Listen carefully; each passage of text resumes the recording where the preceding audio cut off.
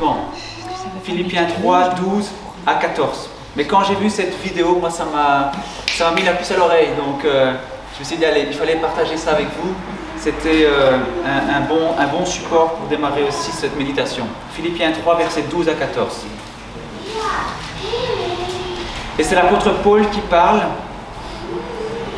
et qui dit: ce n'est pas que j'ai déjà remporté le prix ou que j'ai déjà atteint la perfection, mais je cours pour tâcher de m'en emparer, puisque de moi aussi Jésus-Christ s'est emparé.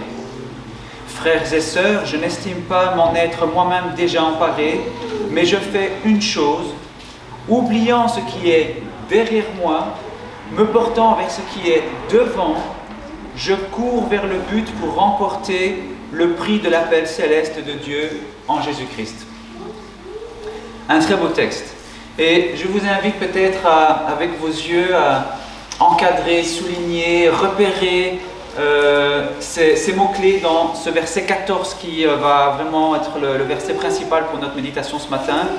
Donc, quels sont les quelques mots-clés qu'on pourrait relever? Je vais peut-être vous aider avec d'autres versions pour vous donner une teneur un peu différente et ça va vous permettre peut-être de revoir certains mots qui attirent votre attention. Version 8 secondes. Je cours vers le but pour remporter le prix de la vocation céleste de Dieu en Jésus-Christ. Une autre version encore. Je cours droit au but vers le prix que Dieu m'appelle à recevoir là-haut en Christ Jésus. Et enfin la Bible en français courant. Ainsi je cours vers le but afin de gagner le prix que Dieu, par Jésus-Christ, nous appelle à recevoir là-haut. Alors, est-ce qu'il y a des mots-clés qui apparaissent pour vous maintenant? C'est le moment de les dire.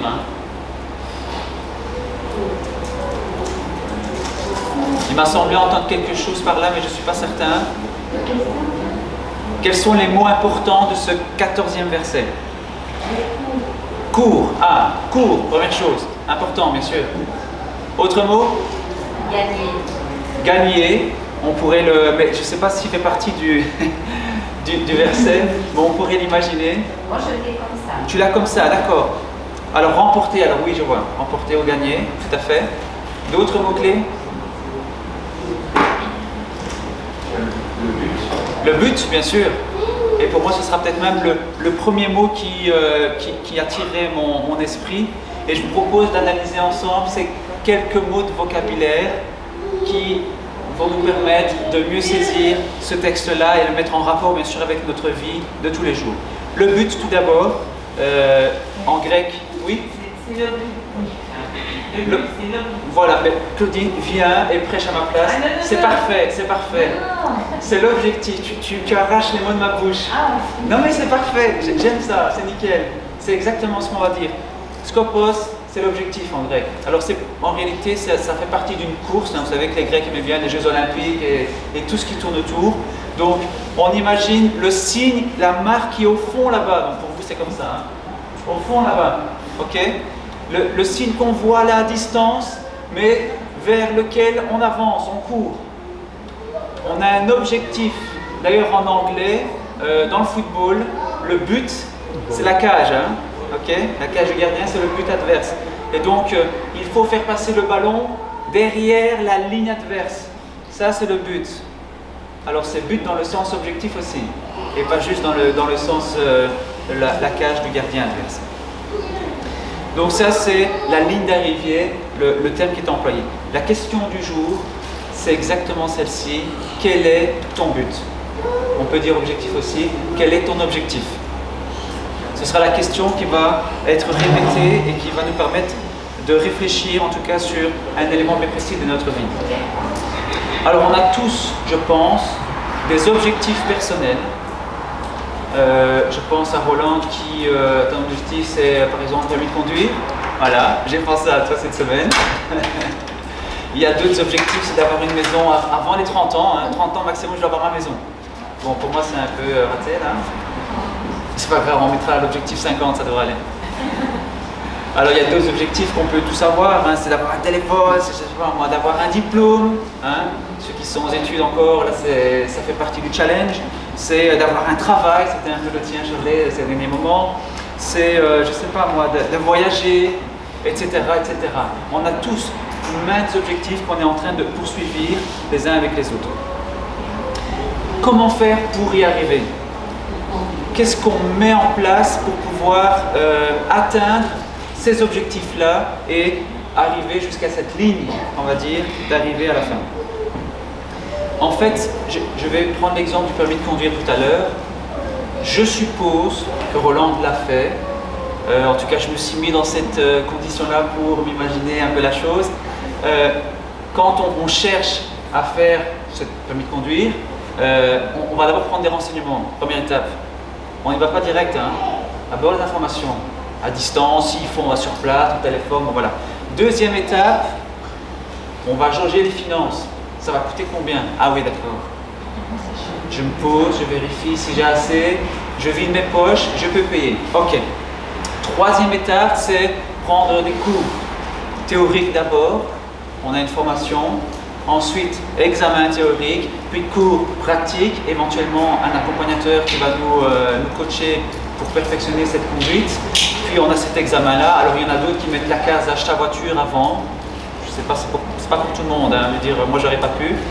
Mais voilà, ça fait partie en tout cas d'un cursus avec des étapes jalonnées qu'on se fixe pour arriver à l'objectif qu'on avait au départ. D'accord? Et tant qu'on n'est pas arrivé jusqu'au bout, on est toujours avec cet objectif qui se fait un petit rappel de temps en temps dans le cerveau. Ok?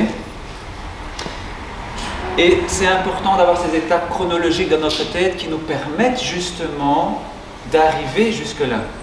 Si on n'avait pas pensé à ça, oui, j'ai envie de faire mon permis, mais très bien. Et puis on reste assis, je reprends l'expression de Mickaël tout à l'heure à l'école Sabbat, on reste assis et après, il n'y a rien qui va se faire. Hein. Il faut toujours attendre pour que cet objectif se réalise. Donc ces étapes chronologiques nous permettent de nous orienter vers l'objectif final que nous avons fixé par rapport à notre besoin, notre envie.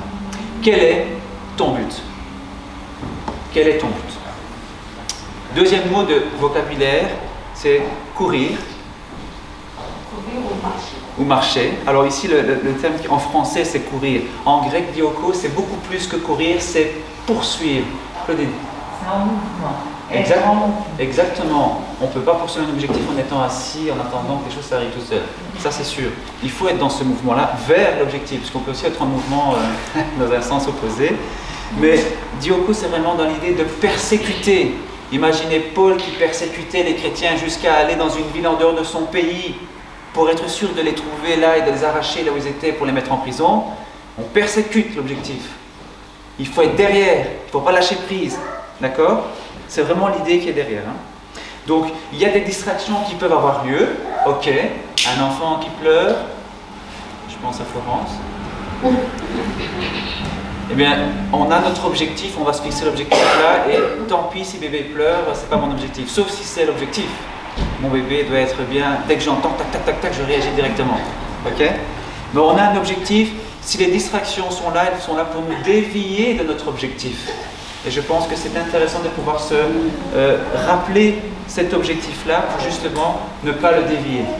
Alors, on peut identifier aussi ce qui distrait de notre persécution. Je reprends le mot de Paul, hein, ce qui distrait de notre poursuite d'objectifs. Il y a des distractions qui sont externes à nous et d'autres qui sont internes à nous. Et en fait, celles qui sont externes vont influencer celles qui sont internes. Je m'explique. Le public qui encourage, on l'a vu sur les photos, hein, sur les vidéos, le public qui encourage peut être une distraction pour nous et on oublie qu'on a un objectif. Et coucou, salut la foule, ouais, wouh, je me fais dépasser. L'objectif a été dévié. Le public qui décourage, combien de fois est-ce que nous n'avons pas des personnes parmi notre entourage qui nous disent oh, « n'avance pas là-bas, ça ne sert à rien. De toute manière, je sais que tu vas pas réussir, tu vas te casser les dents. » Shirley, si tu avais écouté peut-être toutes ces voix-là, tu n'aurais jamais pu travailler. Hein. Mais voilà, vous voyez ce que je veux dire? Le public peut être, l'entourage peut être aussi une source d'encouragement, de découragement, mais on ne doit pas s'arrêter à ce que la source-là nous donne comme encouragement ou découragement. On a un objectif, on maintient l'objectif. Si ça alimente notre objectif, tant mieux. Mais si ça nous distrait de notre objectif, attention. Il y a aussi le public que l'on veut impressionner. Parfois, ça peut être le cas. Je vais montrer à un tel que je suis capable de faire ça ou ça. Et attention, hein, est-ce que ça fait partie de l'objectif? Le fait de regarder derrière. Alors normalement, un coureur professionnel, dans son sprint, il ne tourne jamais la tête. Hein. Il est focalisé sur sa ligne d'arrivée, il n'y a que ça dans sa tête, il n'y a plus rien, ni autour, ni derrière. Donc si on regarde derrière soi, forcément, on ne peut plus avoir les yeux devant. Et ça nous fait qu'on dévie de l'objectif. Le décor, les événements qui sont autour de nous peuvent être aussi des éléments qui vont perturber notre poursuite de l'objectif. Et puis j'ai aussi relevé le fait de changer de but. Et je pense peut-être à la télévision, alors qu'on a un objectif. Robert, tu étudies, hein? Ou tu as étudié. Le fait de se dire, j'étudie de 13h à 16h, si la télévision se met en marche ou si le téléphone sonne, si je réponds au téléphone à ce moment-là, l'objectif il n'est plus atteint. Hein. De 13h à 16h, tu peux enlever une demi-heure. Bon, ben voilà, ce ne sera pas aussi top pour l'examen. Mais c'est clair qu'il y a des choses autour de nous qui font qu'on peut dévier de l'objectif. Alors, est-ce qu'au niveau sono, c'est bon là ou bien il faut prendre le micro? Ça marche? Ok. Et vous voyez que ces distractions externes peuvent influencer la distraction interne.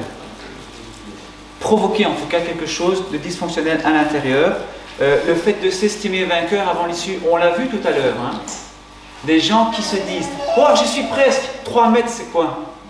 Allez, je commence à festoyer la victoire. Eh ben non, c'était pas encore le moment. Donc vous voyez qu'on peut vendre la peau de l'ours, pour reprendre l'expression, avant de l'avoir tué, et ça fait bien sûr, ça peut être parfois un problème par rapport à notre objectif qu'on essaie de se poursuivre. Le fait de s'estimer perdant aussi avant l'issue. On n'a pas fini la course.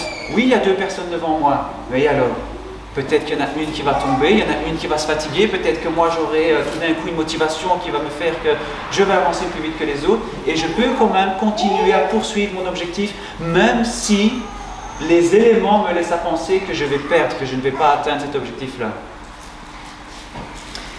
Et puis le fait d'oublier le but, on parlait justement de ça tout à l'heure avec le téléphone qui sonnait et on oublie qu'on est là pour un objectif bien précis. Et c'est important justement de savoir cela. Il y a un théologien, pasteur aux États-Unis, qui a réussi à démontrer qu'au bout de 40 jours consécutifs, on oublie la vision qu'on s'était fixée. Donc il a mis en place quelque chose dans son église pour qu'on n'oublie plus la vision. On va l'écrire, on va la rappeler, on met un spot publicitaire, on l'envoie par SMS de temps en temps, ou par mail, ou voilà, vous voyez ce que je veux dire? Et nous aussi, dans nos objectifs personnels, on peut avoir cette idée-là devant notre bureau, devant, je ne sais pas moi, la toilette, ça peut être un lieu très approprié, on n'y passe souvent, hein, mine de rien. On parlait de ça tout à l'heure. Il y a une phrase qui est fixée là et qui, ah oui, ça c'est mon objectif. Je vais y arriver avec l'aide du Seigneur. Donc c'est important d'identifier, de définir le but qu'on se fixe, de l'écrire, de se le rappeler, de l'afficher, pourquoi pas. Je me rappelle lorsque moi je conduis, je regarde souvent à gauche et à droite. C'est dangereux, je ne dis pas qu'il faut faire ça volant, d'accord? C'est pas un bon modèle, mais de temps en temps j'entends un cri un peu hystérique, très agressif, qui me rappelle à l'ordre, c'est ma femme. Merci Nadia, grâce à toi j'ai pas d'accident. Mais quand je roule seul, voilà, le cri n'est pas là, donc j'ai plus de temps pour pouvoir revenir à moi-même et me concentrer sur la route. Mais vous voyez que ça arrive parce que je regarde d'un côté, donc je tourne mon volant sans le vouloir d'un côté. C'est très léger, c'est subtil, mais la vitesse fait que ça arrive très vite l'accident. Hein. Qu'est-ce qui m'attire à gauche? Ben, j'aime bien voir les jardins des gens. Ah non, il y a un gars qui passait là avec un chapeau bizarre. Ah, il y a une publicité super, et voilà. Ah, et comment il roule le gars là dans sa voiture? C'est stupide en soi, mais ce sont des éléments qui font qu'on est distrait par rapport à notre objectif. Rouler droit, avoir une vision sur le point final de la route, et on dévie de cet objectif-là. Là où tu fixes les yeux, c'est là où tu vas avancer. Donc sachons aussi peut-être remettre en évidence cet objectif que nous avions. Persécute ton but, comme Paul le propose, ne le lâche pas des yeux. Tu as ton objectif, tu le persécutes, tu te mets derrière lui, comme un lion qui veut attaquer sa proie. Bon, le lion ne court pas très vite, mais un léopard, un guépard, vous voyez ce que je veux dire. Donne-toi les moyens aussi d'arriver pour cette finalisation de ton objectif. Et je repose la question de tout à l'heure, quel est ton but? On a vu 2 mots de vocabulaire, je vous en propose un troisième. C'est le terme qui est en français ici, le prix. Quelque chose qui a du prix. Alors dans Matthieu 24, au verset 3, on a les disciples qui vont poser une question à Christ qui est très intéressante et qui demande à Jésus, dis-nous quand la fin du monde, quand tout cela arrivera-t-il et quel sera le signe de ton retour et de la fin du monde? Le terme qu'ils utilisent, c'est Synteléa. Je vais prendre un peu d'eau. Synteléa, en fait, c'est la ligne d'arrivée, si vous voulez. C'est le fait de remplir un verre d'eau jusqu'à la fin. Ok? Je me permets d'arrêter un tout petit peu avant. Ça, c'est Synteléa. Or, la réponse du Christ, ça ne va pas être ce terme-là, c'est toujours fin en français, mais en grec c'est un autre mot, c'est telos, c'est autrement dit ce qui vient après. Donc la fin, c'est ça, mais la finalité, c'est pas le fait de remplir un verre d'eau qui m'intéresse, c'est le fait de le boire. Et vous voyez toute la différence. Je vous invite à boire un verre d'eau. Allez, partage. On a la scène, c'est pour ça. Et c'est meilleur que de l'eau. Mais le terme que le Christ va utiliser, c'est vraiment dans l'idée, quelle est la fin dans le sens finalité, l'aboutissement, quel est le but après tout ça. Alors oui, il y a des événements qui vont se passer, qui peuvent être des éléments qui vont nous distraire de cet objectif que nous avons. Et à nous de savoir bien sûr, quel est le but que nous poursuivons en tant que croyants ici-bas. Et c'est intéressant de voir comment le Christ va dire au verset 13, « Celui qui persévérera jusqu'à la fin sera sauvé ». Il utilise aussi un terme de persévérance qui renvoie un peu à ce que Paul utilise, la persécution, poursuivre. Tu persévères, donc tu ne lâches pas. Tu as prévu un objectif, ton but, tu le poursuis. D'accord ? Et on peut se demander, nous, en tant que chrétiens, quel est notre but ? Quel est le but suprême du chrétien? Paul va utiliser ce terme, le prix. Il reprend l'idée d'une course à l'époque des Grecs antiques, où on courait dans le stade pour remporter quelque chose qui a de la valeur, un prix, une récompense. D'ailleurs, c'est vraiment ce sens-là, l'idée d'une récompense, mais pour un exploit exceptionnel. Alors on peut se demander pour nous, qu'est-ce qui a de la valeur? Qu'est-ce qui a de la valeur pour nous? Une valeur qui est exceptionnelle, quelque chose qui mérite qu'on se fatigue pour le poursuivre. Et je repose la question, quel est le but du chrétien? Je pense que vous avez quand même des idées. Alors je vous laisse les donner là. Quel est le but suprême, le but ultime du chrétien? Quelle est la finalité pour nous en tant que croyants? Être avec Jésus dans l'éternité. D'autres idées? On peut, je pense, l'exprimer différemment, mais ça va certainement s'articuler autour de ça. D'accord? Moi, je l'ai appelé le royaume de Dieu. Mais on peut l'appeler comme tu l'as appelé. C'est l'équivalent, d'accord? Tu peux me faire lapider, Marceline. Mais ce que je veux dire, c'est que les événements de la fin des temps peuvent aussi être pour nous une distraction. Un peu comme ces coureurs, ces sportifs qui étaient soit en train de fêter la victoire avant, ou qui étaient concentrés sur tout d'un coup le public qui était là autour, les événements qui étaient là autour, et ils oublient l'essentiel, c'est leur objectif. Et nous, notre objectif, c'est ce royaume de Dieu, de permettre à installer ce royaume de Dieu. Et ce serait dommage que notre préoccupation soit focalisée sur les événements autour de nous, les événements de la fin des temps, plutôt que sur le but ultime, le royaume de Dieu. Je vais jouer un peu avec les mots, mais les événements de la fin ne doivent pas devenir pour nous la fin des événements, la finalité des événements. Le but des événements en question, c'est ce royaume de Dieu qui va être installé pour chacun d'entre nous. Ça, c'est notre but en tant que chrétien, le royaume de Dieu. Et on le désire tellement, on y aspire vraiment. que finalement on va même le transpirer, ça va sortir de nous, ça va se répandre autour de nous, qu'on le veuille ou pas. Je veux dire, parfois on ne fait même pas d'efforts, et je me rappelle de certains témoignages qu'on a déjà entendus dans notre communauté. Sans faire d'efforts, il y a des personnes qui ont été touchées par notre comportement, par notre manière d'être naturelle, j'ai envie de dire. Parce qu'on est chrétien, on se comporte d'une manière particulière. Est-ce qu'on calcule tous les actes qu'on est en train de faire avec X et Y qui sont autour de nous? Pas forcément. L'objectif personnel, je pense qu'il faut en avoir. Un permis, acheter une maison, je ne sais pas moi, des réalisations personnelles, c'est super, il faut en avoir. Mais comment articuler ça avec ce but suprême du chrétien, le royaume de Dieu? Ce sera peut-être tout le défi de notre réflexion. Il y a un proverbe africain qui dit « On n'est perdu que quand on n'a plus de destination ». Autrement dit, on peut se retrouver en plein milieu du Sahara, sans rien connaître au désert, tout seul, mais on n'est pas perdu tant qu'on sait où on veut aller.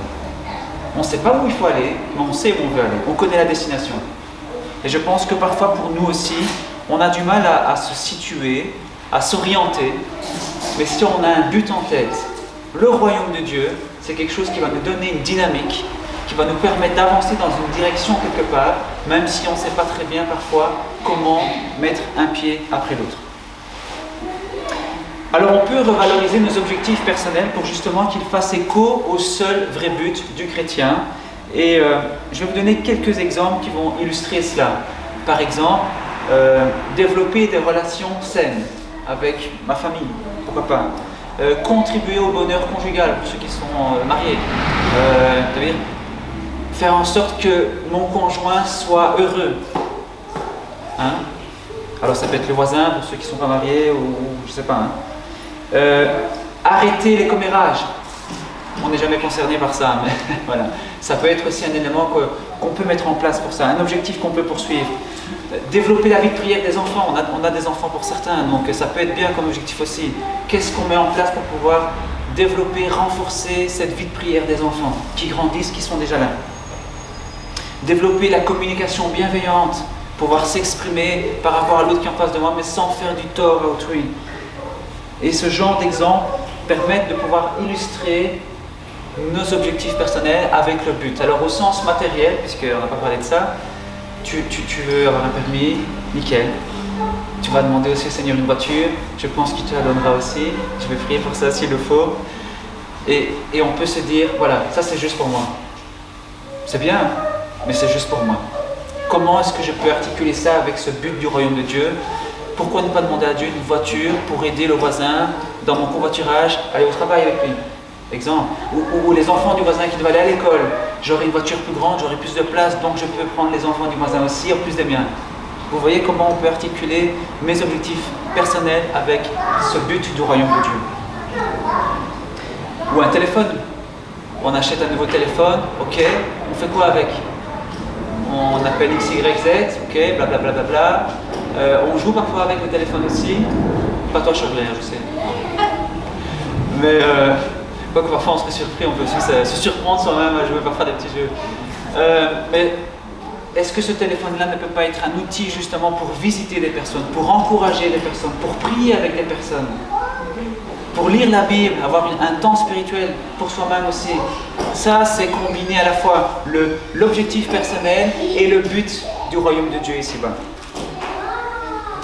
Fixe-toi des objectifs personnels pour anticiper ce royaume de Dieu, pour pouvoir transmettre ces valeurs-là, les vivre déjà au quotidien. Alors je me permets de conclure maintenant et je vous propose de lire Luc 17, versets 20 à 21. Luc 17, versets 20 à 21, où le Christ est en dialogue avec les pharisiens. Et verset 20 dit ceci: « Les pharisiens demandèrent à Jésus quand viendrait le royaume de Dieu. Il leur répondit: le royaume de Dieu ne vient pas en se faisant remarquer. On ne dira pas il est ici ou il est là. En effet, le royaume de Dieu est au milieu de vous. » Le royaume de Dieu est déjà là. On est déjà dedans. Est-ce qu'on le construit? Est-ce qu'on rentre dedans? Est-ce qu'on participe à la construction de ce royaume de Dieu? C'est ça la grande question.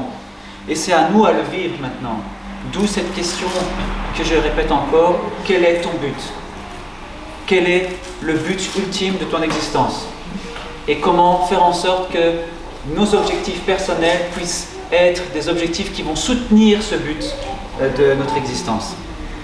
Alors il y a un quatrième mot de vocabulaire que je voulais voir avec vous, c'est le mot appel ou invitation.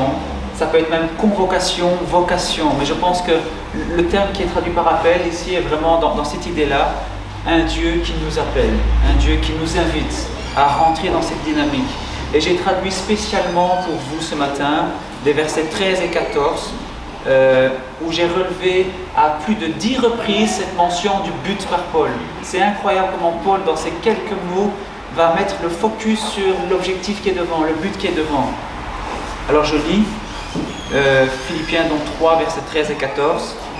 Frères, je me suis permis de rajouter sœurs quand même, frères, sœurs, je ne pense pas moi-même l'avoir saisi, cependant je ne fais qu'une chose, oubliant ce qui est derrière, m'étendant avec insistance vers ce qui est devant, en direction du but, je poursuis sans relâche le prix de l'appel d'en haut de Dieu en Christ Jésus.